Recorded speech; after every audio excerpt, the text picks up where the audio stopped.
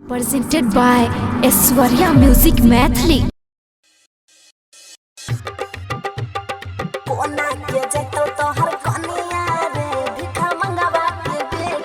गरियो नहीं दिल कौठा खरवा गे भिखा मंगवा के बेटी गरियो नहीं दिल कौठा खरवा गे भिखा मंगवा के बेटी कथी बजैतौ लकनिया गे भिखा मंगवा के बेटी कथी बजैतौ लकनिया गे बनिहारवा के बेटी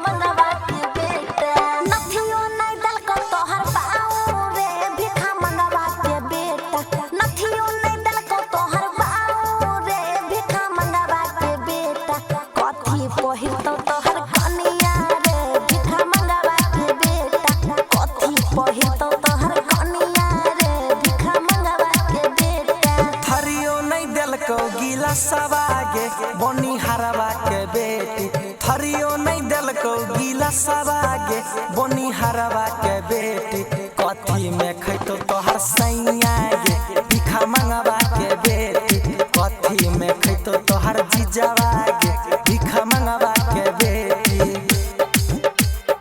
कथी बजैतो लकनिया गे बनिहारवा के बेटी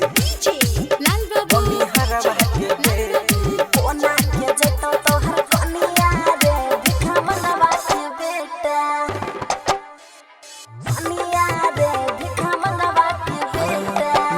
गीला सवागे बनिहारवा के बेटी लोटो नहीं दिल को गीला सवागे हे डोमरवा के बेटी कथी में पीतहु पनिया गे चमरवा के बेटी कथी में पीतहु पनिया गे चमरवा के बेटी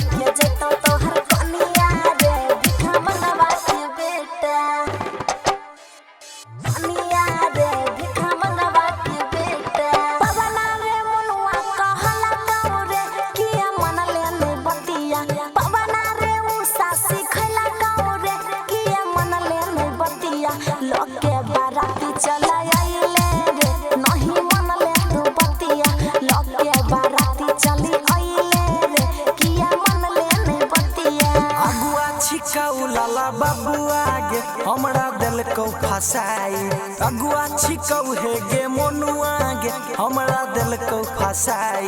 बाऊ नहीं दिल को दहेजवा गे हमरा दिल को फसाई बाऊ नहीं दिल को दहेजवा गे हमरा दिल को फसाई। Aishwarya digital recording studio Samastipur.